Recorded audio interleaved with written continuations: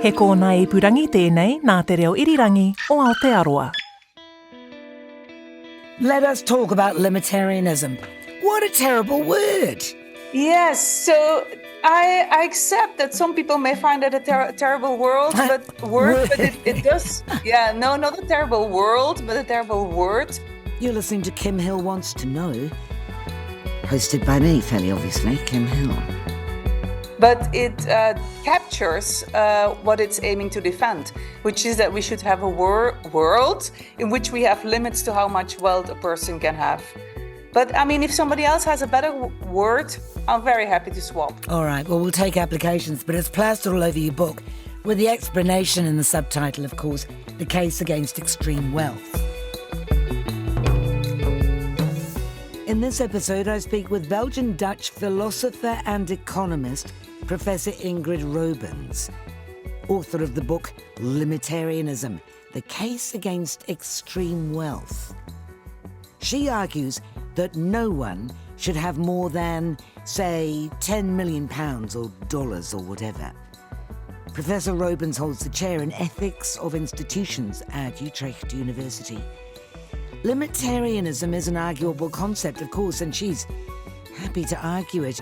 For example, she says large amounts of wealth are almost always dirty. Let me read you this bit from the book. In a limitarian society, there would be enough resources to have expert health care for all, high-quality public education for all, affordable housing for all, the opportunity to live a life free from the excessive stress endured by many workers today. None of this is currently available. In a limitarian society, these opportunities would be open to all. Now that sounds utopian, particularly since if you're putting a cap on how rich people can be, they'll all go somewhere else, won't they? Yes, so that is the argument that people will go to another country. But I think people might, so there are two possible answers to this. One is, well, limitarianism is only feasible if we implement it globally. The other answer is, we are not just, so our incentives, the way we react to policies and so on, depend also on what we find reasonable. And we've seen over the last 40 years a shift in our culture, or if you want to use that word, ideology, that basically has told us that we are irrational or foolish if we don't try to take out as much of the system as we can get. And there's just no need for that attitude. I think we can accept that there are reasonable inequalities, that some people deserve to be rewarded in the market more than others. But the question is whether there are not limits to it. And the reason why I think it is not utopian is because of the figures we have, the data, on how incredibly big wealth inequalities is right now. So, for example, in New Zealand, 10% of the population has 55% of wealth, and the bottom half has 6.7%. So the inequalities are so massive that I think that even if we were to reduce them, we don't have to go all the way to full equality. And I also think that wouldn't be either justified or smart, but just reducing it would already liberate so much money that could be used for better purposes. That's basically the argument. It's been described, and I think you don't like this description, but we'll talk about that, as a marginal tax rate, an effective marginal tax rate of 100%. Mm-hmm. You don't think that's necessarily a description? Yeah, so I think if you take it very strict, as if you interpret limitarianism as a fiscal policy that should exactly get that outcome tomorrow or the next year, yes, then it must be a fiscal policy, and hence marginal tax rate of the highest marginal tax rate should be 100%. But I say in the book that it's a regulative ideal. That means I actually accept that it's unlikely that we will ever really reach it. I do think that nevertheless it's important to spell it out, because I do think the reasons we have for embracing limitarianism are strong. And also, if it's a regulative ideal, we know that we should move into that direction. Even though we will never really reach it, it's something that should guide our choices and our policy making. And we have regulative ideals all through society. I mean, even the principle of human rights, we haven't realized human rights worldwide, and still we're not giving up on them, and rightly so. So we could approach limitarianism by imposing a significant tax on wealth. Yes, but I think we should do three different actions. One is structural action, so changing the institutions of society. And there we see that even other types of policies that are not directly related to the fiscal system, such as, say housing policies, how we regulate the housing market, have effects on inequalities in housing, and hence also inequalities in what people can still do with the money that they do not spend on housing. So it may seem surprising that if one thinks of limitarianism as a fiscal policy, but all the policies and all the societal design, so all the housing market, but also the educational system and so on, have effects on the distribution of money through the population. So that's structural action, how we structure the economy and society. And then the other one is fiscal. But there, I mean, it's not just about the highest marginal tax rate, but the most important thing we need right now in most countries is, first of all, shifting tax from income on labor to income on capital. In most cases, we still tax labor quite heavily, but we don't do the same with capital. And the other one is also just closing all the loopholes. So we can have a nominal tax rate, but then if you look at the effective tax burdens, they're much lower because the richest have make use of something that scholars call the wealth defense industry, which is a group of advisors and lawyers and so on, which basically help the very wealthy to pay as few taxes as possible. Of course. And I mean, we see Jeff Bezos and Google, for example, earning billions and paying no tax because they lodge in a place like Luxembourg or the Bahamas or wherever. And that seems nonsensical. But let me just get back to the main argument that you contest in the book is that poverty has decreased in the last few decades. Globalization and capitalism have brought the poverty rates down, lifted millions of people out of poverty. You dispute that, don't you? No, I don't dispute that empirical claim. I just say it is not.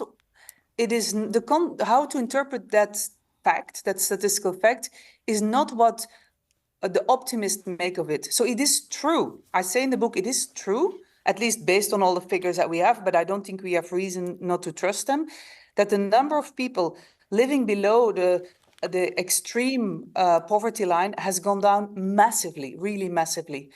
But that poverty line is $2.2 purchasing power parity a day, which means what one can do with $2 a day in the US. So the first thing to note is that poverty line is extremely low. But the more important thing is that the right question to ask is not, has global poverty gone down? Because the answer is yes. No, the right question to ask is, of all the feasible worlds that we have had, of all the different paths we could have taken, which one would have reduced global poverty most? And that's not the path we have taken. I think we could have reduced global poverty much more if we had, from international cooperation in the sense of global trade, not given the global poor breadcrumbs and taken the lion's share of the profits for us.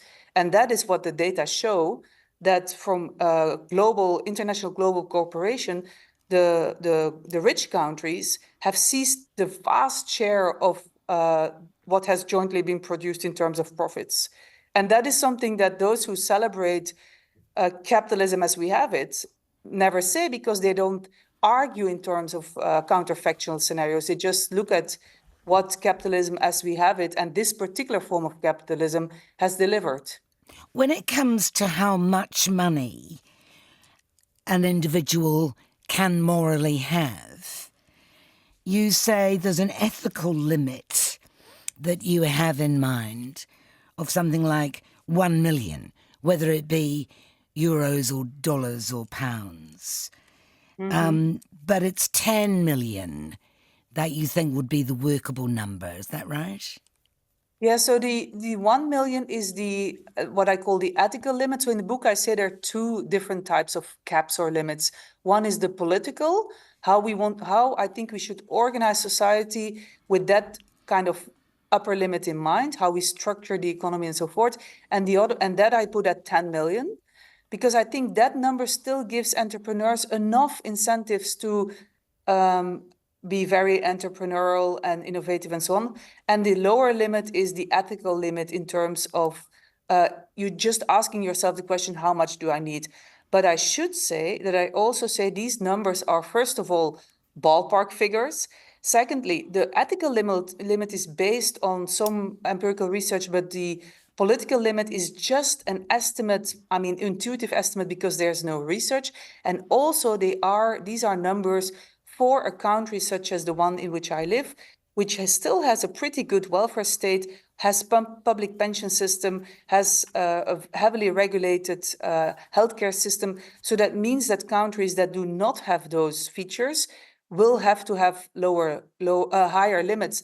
And that is the interesting thing. You see the relationship between how much money one may want to accumulate and actually also has reasons to want to accumulate depends also on how we organize society. For example, whether we make higher education cheap or very expensive.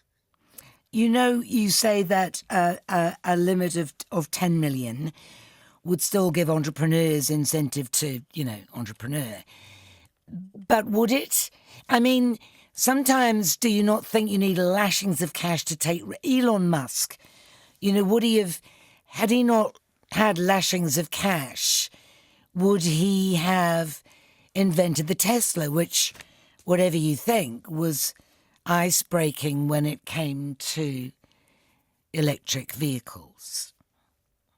Yes, so I think, as far as I know, we don't really know for sure. We don't know. We have empirical research, scientific research on these so-called incentives for the brackets in the middle. So for ordinary people, whether they will work more or less if the taxes rise or not. But at the very top, we don't know whether there's such a thing as a limit. Of course, the point you made earlier about international mobility, that will always remain a question. But in the case of Musk, so I get this example and similar examples regularly. But again, we should compare it with alternative worlds.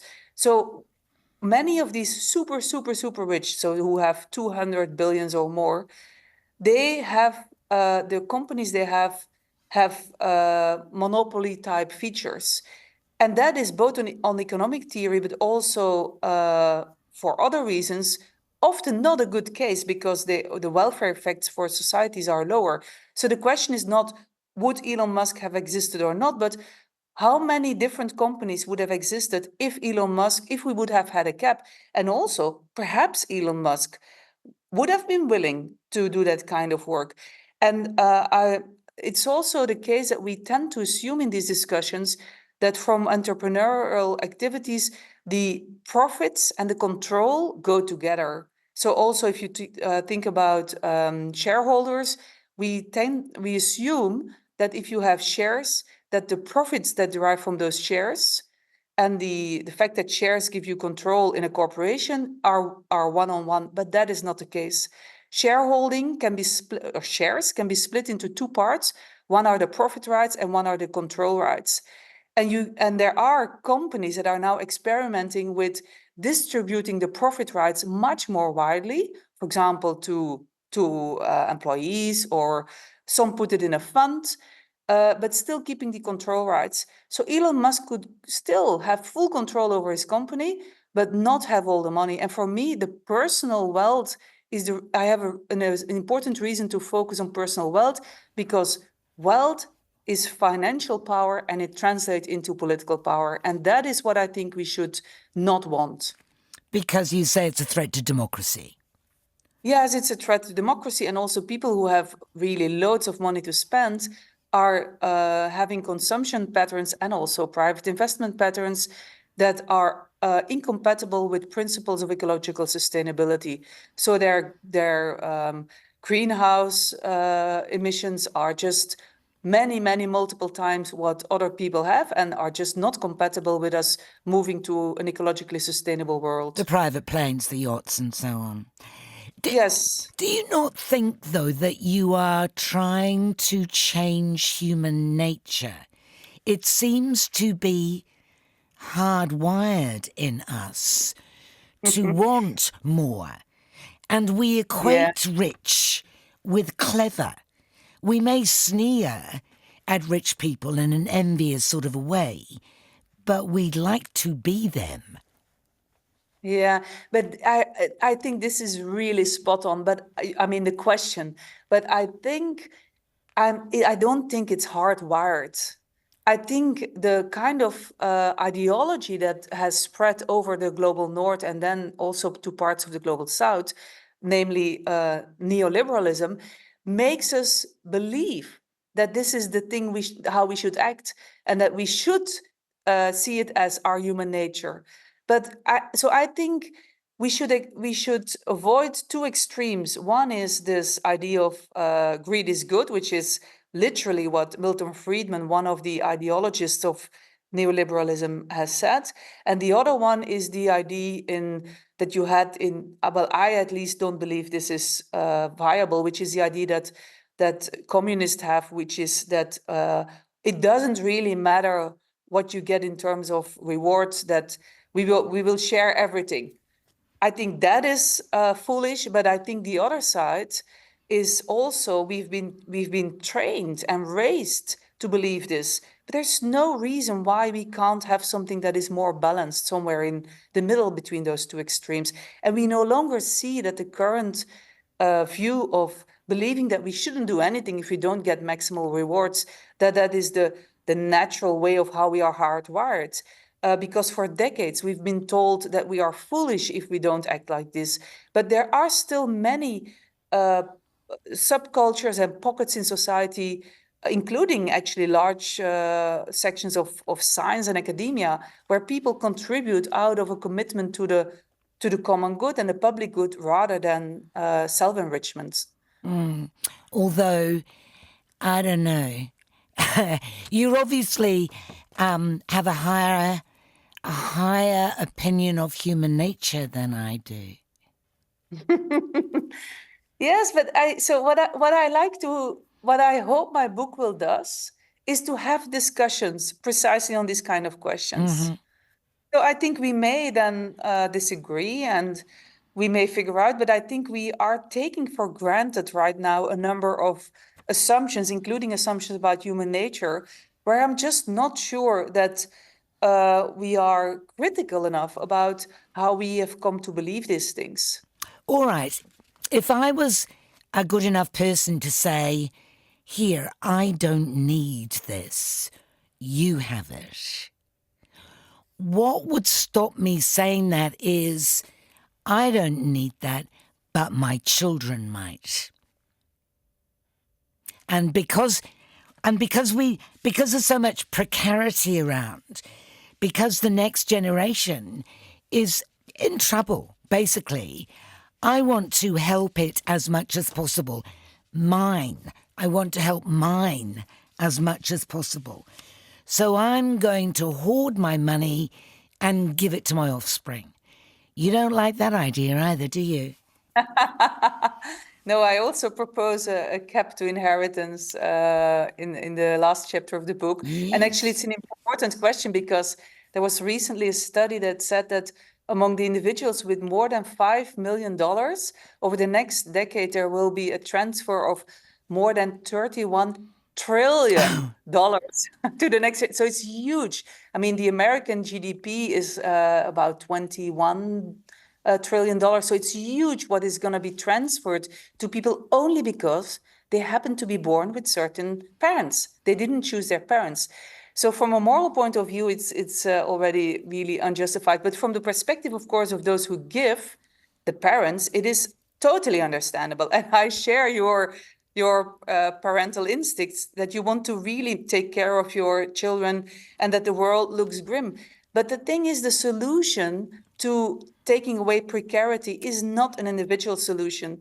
The solution should be, especially when it comes to climate, the only solution is fixing this problem together. That means it's what scholars call a collective action problem. We all have an incentive to go for our own interest and not contribute to the collective solution. And in collective action problems, often we need to have agreements such as the Paris Agreement, and we need governments to act. So this is why I think we need to focus on solving climate and the other ecological crises collectively. That requires money, and it's much better that we take that money from the 1% who globally has like more than 40% of global wealth, than to let everybody fend for themselves, because also many people just have no resources to fend for themselves. Let's not forget that the bottom half of people in most countries have just a few percent of all wealth. So they don't have that luxury to think, I'm going to take care of my kids in an individual way. I think we should move to a society and an economy that meets basic needs and that does so within planetary boundaries. And if we have that, we basically take away precariousness for persons, and then we will be much more relaxed. And I actually think that would be a win-win for all, but we must reason about this and discuss it. Yeah, we can discuss it. And I mean, there's signs of hope.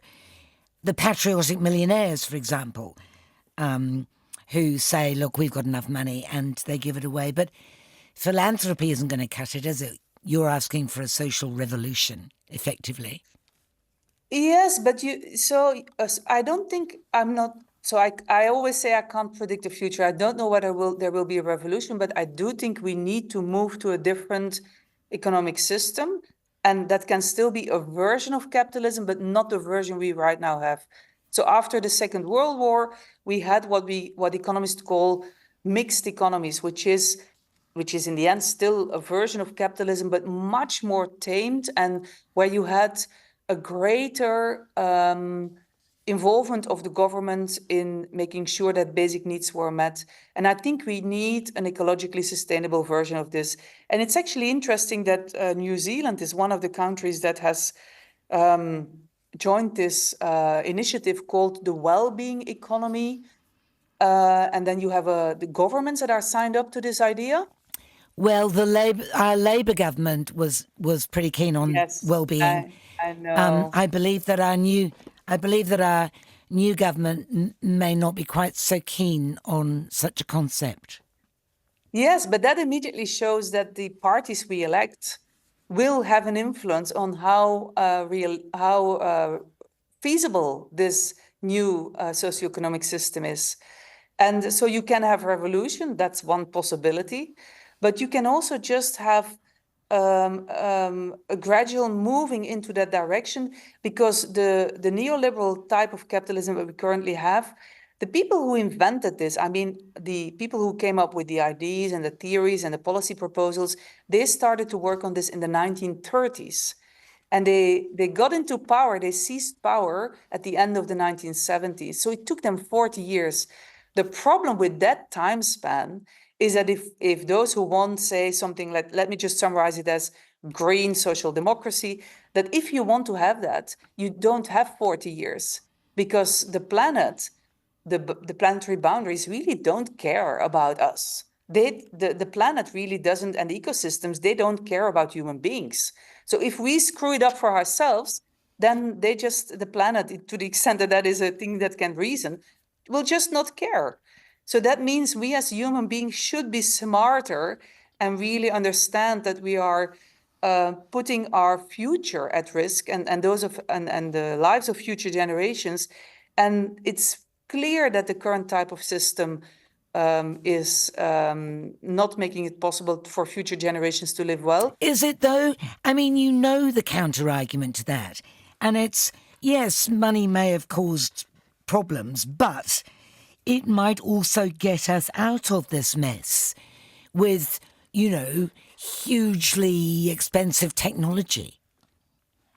Yeah, so the technological argument, I think it's really easy to respond to that. Namely, as soon as we have any evidence that technology will save us, we can change our plans. But right now, it's merely a promise. The technologies that exist, for example, for negative emissions, they are not scalable. And it's not just about carbon emissions, it's also about for example, the biodiversity crisis. So I think the technological argument, although I agree we should full force invest in technological development to try to protect the ecosystems, we cannot gamble that this argument will work. So the technological argument is important to consider. We should invest in technological development, and also I think the governments should invest massively. But I don't think we can take the gamble that this is going to take us out of this. No. So I think if it comes, it's good, but we should really also focus on reducing emissions and protecting the ecosystems. It's not only about climate, but it's also about biodiversity loss and other planetary boundaries. Are you not putting a great deal of faith in governments being sensible? Is this because you're based in the Netherlands and you have, you know, a tradition of sensible governments until recently, perhaps? Yes, that was exactly what I was thinking. Actually, our government right now, it has an extreme right, obviously racist party as the main party. It is, but also it's just incapable of governing. So I don't think right now we are any good example. But I just think, you know, this is because of the structure of the problems we're facing. We cannot do this without the government. And the interesting thing is that the scholars who've studied neoliberalism, they not only have studied the policies that neoliberal thinkers have proposed, so like globalization, privatization, cutting taxes for the richest, and so on, but also they have downplayed the importance of democracy. So the government, so for example, scholars speak also about corporate capture. So the governments have become at the service of those who have already most wealth and are reasoning short term.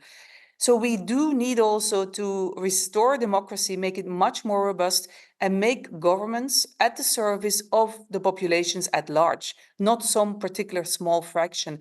And I totally realize that and accept the worry and the critique that so this is a necessary condition for many of the changes that I propose, but there is no other way. I don't think we can have good lives without reliable government. So that means we must not only argue about and think about what kind of policies and changes do we need, but also how can we get those governments back that we did have in the second half, well, between the 1950s and the end of the 70s, that were really much more at the service of populations at large and the public good, rather than just serving some more narrow interest.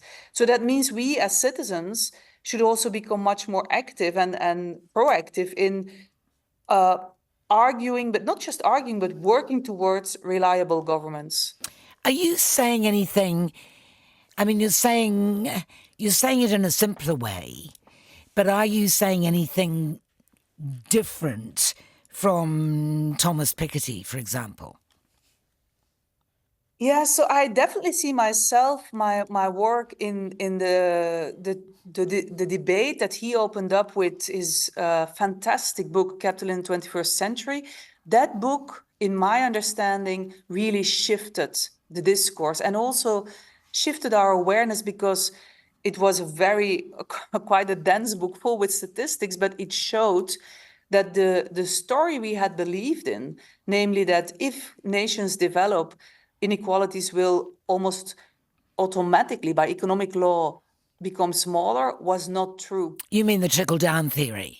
Yes, exactly. Right. But yes, and I mean, so he gathered, painstakingly gathered all sorts of data, also archival data from French archives and other places, and showed that.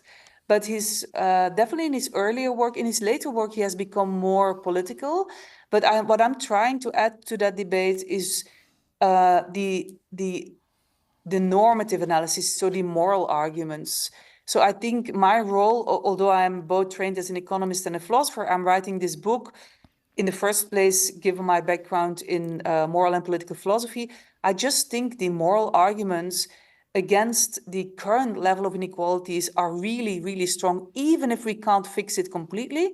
I think the moral arguments are very strong.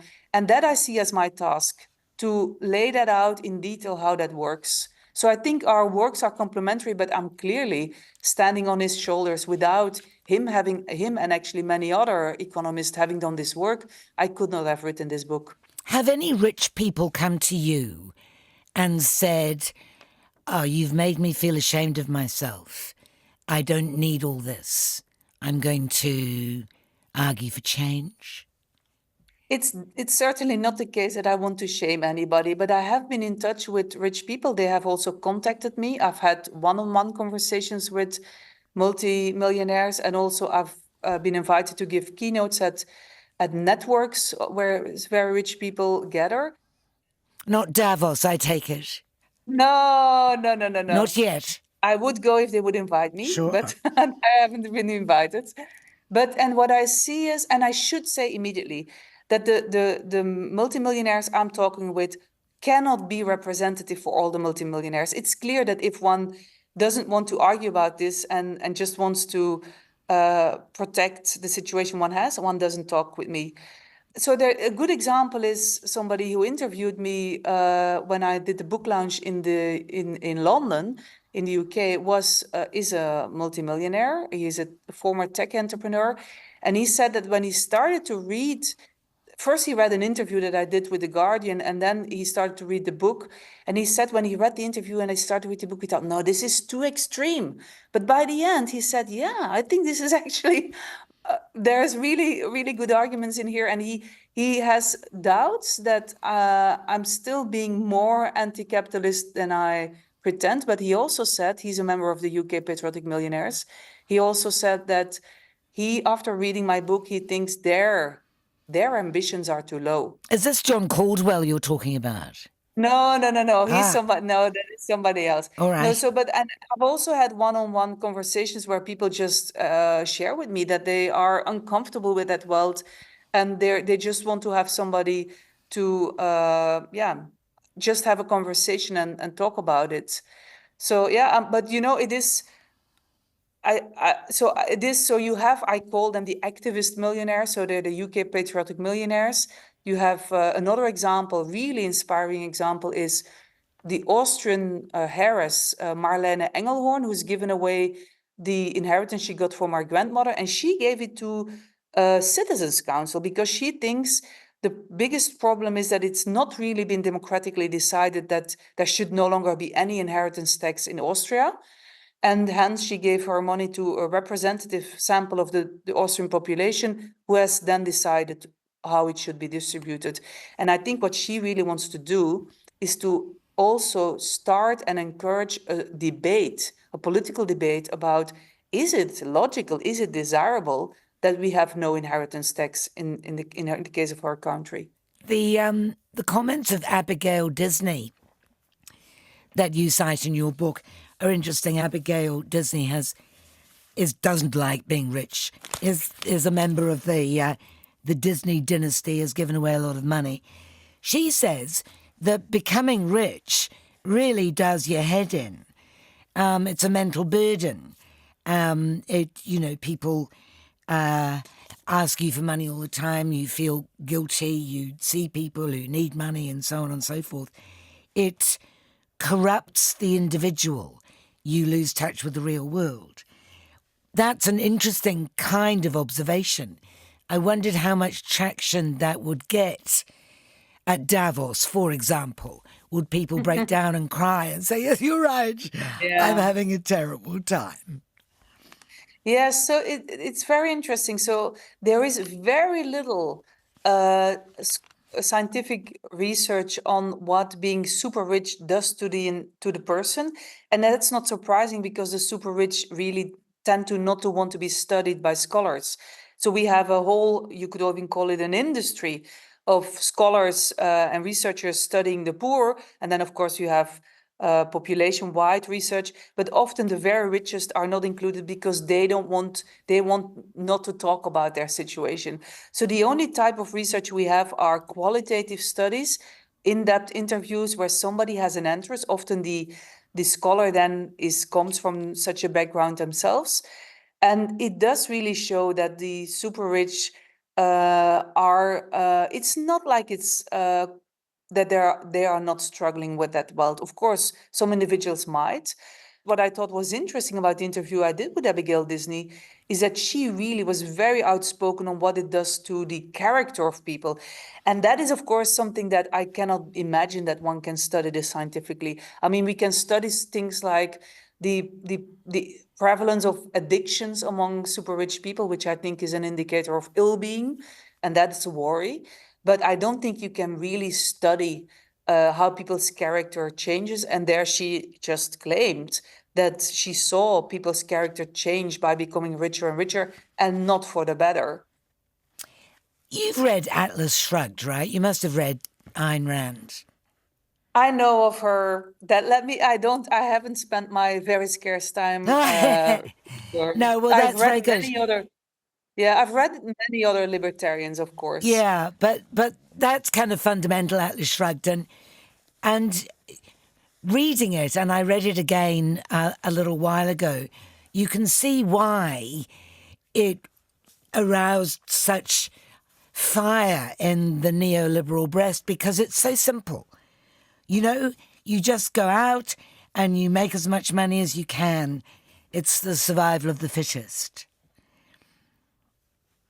Yeah, but so I can't comment on the book because I'll just be honest. It's been sitting unread on my bookshelf for a very, very long time. But it's also a matter like how much attention do we give to certain views. So I do read libertarian and neoliberal scholars because I think they are also meeting a certain type of scholarly criteria.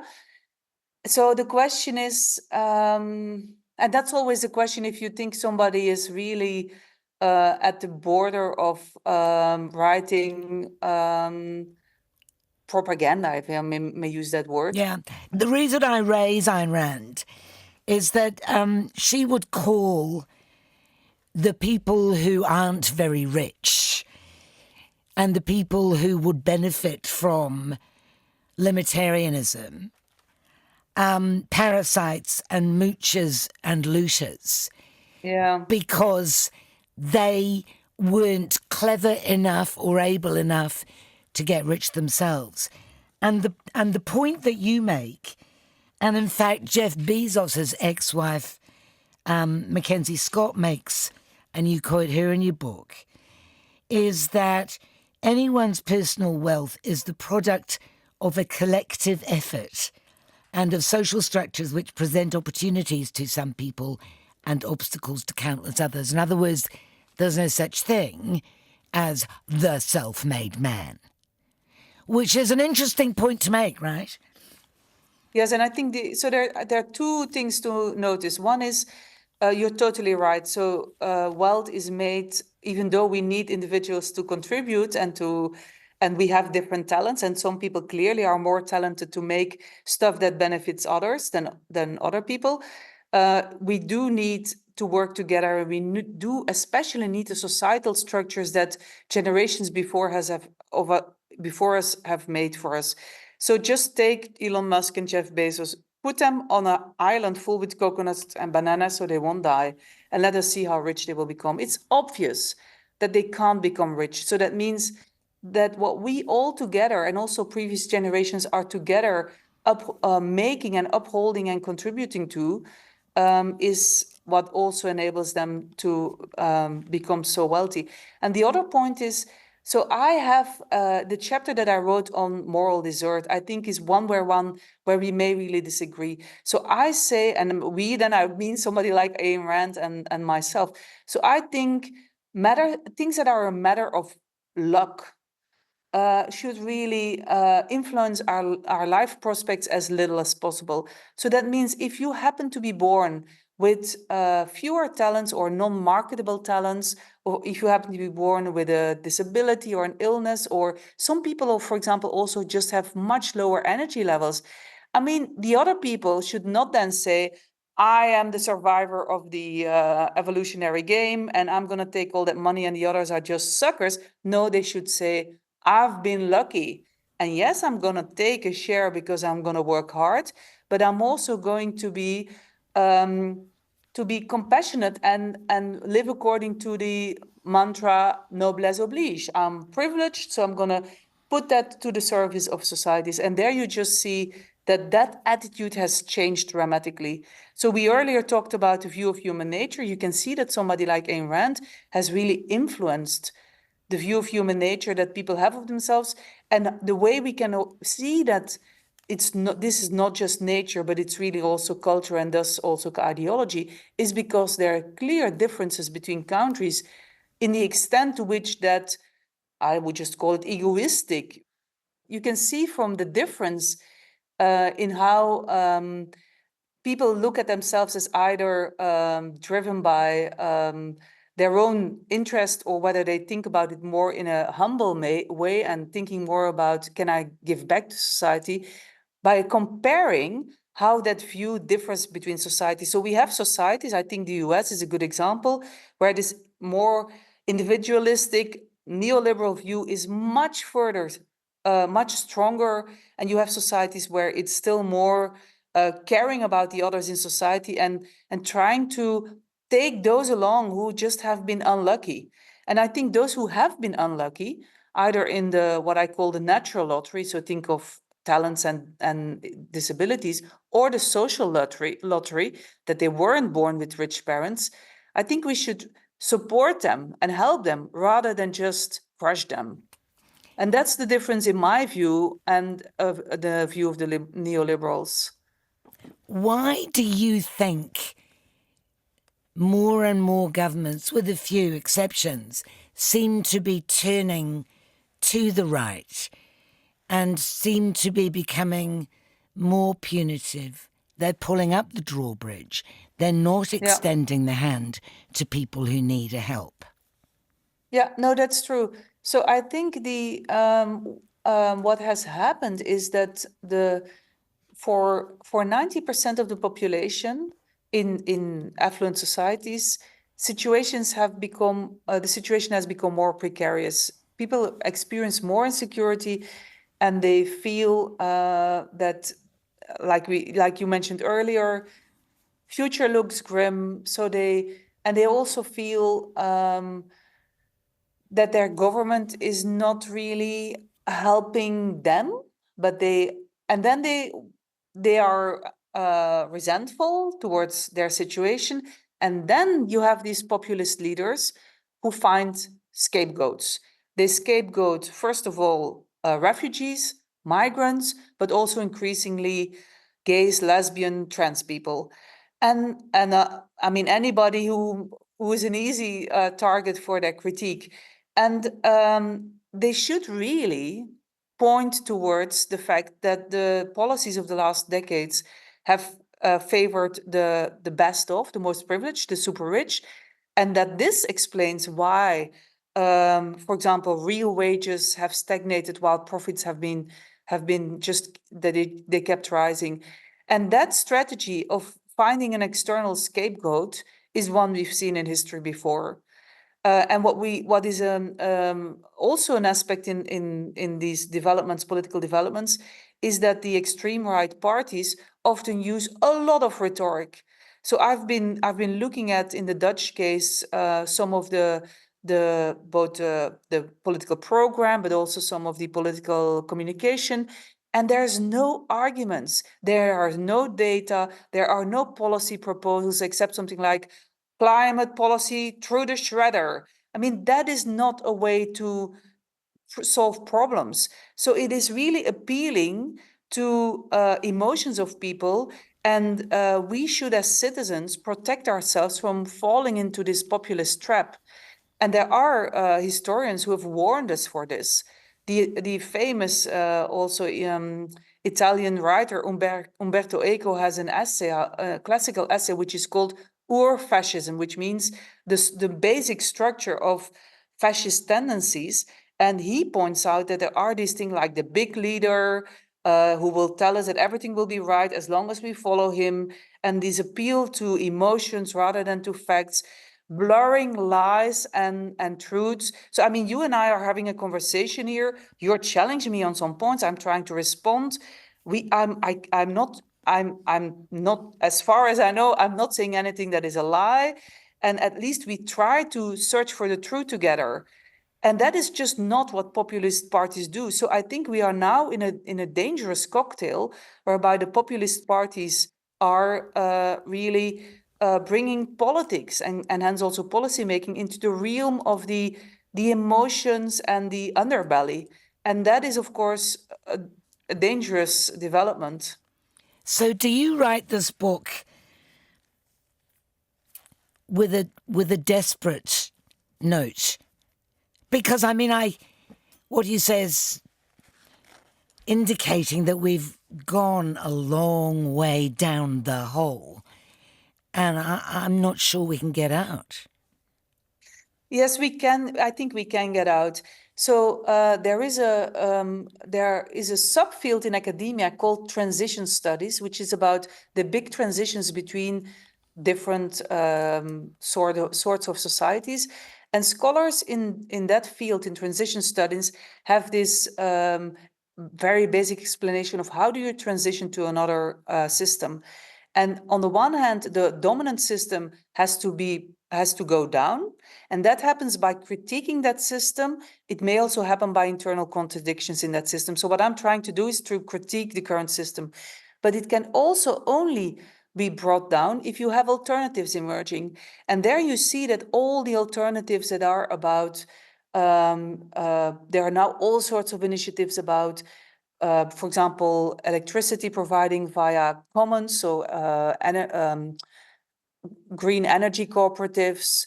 And you have many, actually, in the business world, there's lots of interesting stuff going on about steward-based companies where the aim of the company has a mission, for example, to deliver a certain good to the customers, and the mission decides what the decisions are that will be made by the company, not profit seeking, profit maximization. So you have a lot of debate in the business world about should we change how we do it differently. You have pioneers there, you have pioneers in society, you have all the initiatives, for example, in Europe, the donut economy by Kate Raworth is very popular. There are all sorts of initiatives there. So I think if we can scale those up, and if we can also have more of a discussion about how exactly that new socioeconomic system would look like, just like the neoliberal thinkers did, Hayek and Friedman wrote whole books. So we should have also the ideas that lay out how a different world could look like. Then I think we can bring that alternative to become the dominant system. But the warning is, going back to your last question, that there are other alternatives that would like to become the dominant system, namely a world in which fascism again rules. And I think that is a world we should avoid at all costs, because we've seen in the past how much human suffering comes with it. One of your last sentences in the book is, it can feel overwhelming to consider how many problems need to be fixed. And certainly that's true. You go on to say, there is good news. Those who will gain from a new limitarian economic system vastly outnumber those who will lose from the transition. But people need to be aware, right? I mean, if you look at America, I think you quote the statistic that people think that a lot smaller percentage of the wealth is owned by a certain number of people. They think it's not the 1%. It's, it's larger. They don't see the problem as you define it. And they hope to become rich themselves. So maybe that's part of their misapprehension. You need some kind of, epiphany for so many people to get recognition and action, don't you? Yes, I agree. But no, that's totally spot on. And that's again where we have to look at history. So the neoliberal thinkers try to spread their message over decades. And I see myself, my own book, in a what you could call an intellectual ecosystem with other books and other cultural products. There are also movies and other types of ways to communicate or to raise and initiate a debate. And all these try to contribute to this question, how could we do it differently in a way that is more humane and that makes it possible for the human species to continue living good lives on this planet? And I just think you are right that we need to change. We need many people who have epiphanies. A colleague of mine who is an economic historian wrote about the influence of neoliberalism in Dutch society and ended up by saying he believes it's going to be replaced pretty soon. But he says the first thing we now need is a new ideology, and I think that is true. So the ideas and the critique precede the policies. So that's why I think we have to have this debate now. And then if people see that it could be different, and if they see the harms of the current policies we have, and if they understand that trickle down is a lie, it's a myth, and if they also see that inequalities have been rising and that it really doesn't help them, and also, for example, see that this idea that they can become rich is just a way to fool themselves, to buy into this system that really doesn't cater to their interests. If they see all these things, then I think they will also demand something different from society and contribute to a different kind of society. So that's my hope. I know that you're a very nice person, and I'm sure you are sincere when you say you don't want to shame rich people. Why not? I don't think, well, first of all, the super rich are diverse. I mean, I think they're horrible. Well, it may be diverse, but bottom line, they've got way too much money that they don't know what to do with apart from spending it on stupid handbags and yachts. Yeah. So I just don't think it works as a strategy. I don't think shaming people works ever. So that is a pragmatic answer. But I also think we haven't had this debate about that there should be a limit to how much a person should have, at least as I know, we haven't really had that debate. I mean, Piketty was really about societies in general, the big line, and I try to really bring this down to every person. Like every person should ask the question: should I keep this money if you have multiple millions? And I think I know from the super rich people with whom I talk who are giving away their money, if they are from a family where many more people have much more money, it does lead to internal uncomfortable conversations. I just think we need to give it a bit of time. And but in general, I just don't think shaming is a solution. We should have different policies and a different ideology. And I hope that will be possible. You've got some very good examples in your book. And there's a guy called Chuck Feeney that made a lot of money from basically enabling people to avoid tax. Yes. And he said, "Oh, I'm going to give it all away," and he gave something like $8 billion away Yes. to good causes. I mean, causes that one can't object to. But at that point, I have trouble comprehending, because it's good that he gave it away, right? He probably shouldn't have had it in the first place, but at least he made a big wad of money and he gave it to people who needed it, right? I totally agree. So there are these paradoxes in philanthropy and in giving. So I think Chuck Feeney I've read everything I could find about him, including a biography. And on the one hand, it is just unbelievable that he decided, I don't need this money. And he gave it all away. I think he kept like 2 million just for his so that his children would inherit something. So that is just, and he was also just, he kept being an ordinary person. He took the subway in New York. He didn't have a private driver or anything like that. But on the other hand, the super rich who are having these conversations about what they should do with their money, because some of them are having these conversations, they should also ask the political questions. They should ask, how does it come that actually we're having this money? And are we, with the kind of work we're doing, reinforcing a system that as a system is really not the best system we could have? So, for example, one of the people that I also interviewed was set up a private equity firm, and then started really over the years to become more doubtful whether that type of work was actually really what he should do for the world. And or he also described to me how the nature of private equity changed over time. First, they were really going into troubled organizations. They were doing their hands-on work with the employees. So the employees for them were real human beings.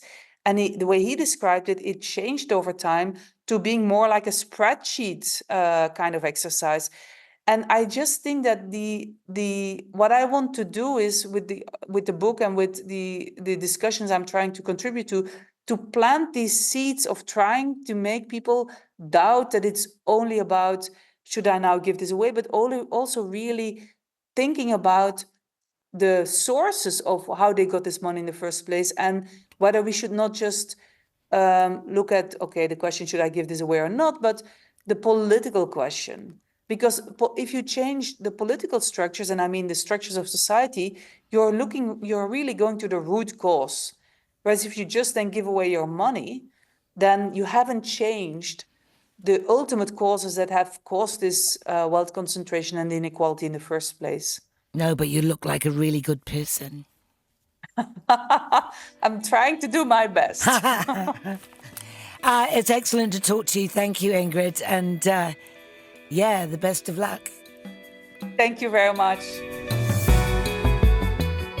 Kim Hill Wants to Know is produced by Melanie Phipps with help from Liz Garton and Brianna Juratichgreg. Graphics were designed by Robert Whittaker, and the original theme music was composed by the Phoenix Foundation. Particular thanks to RNZ's audio engineers, who've made everything sound, well, beautiful. Follow and listen on Apple Podcasts, Spotify, or any podcast app so you don't miss an episode, or to get every episode delivered free to your phone.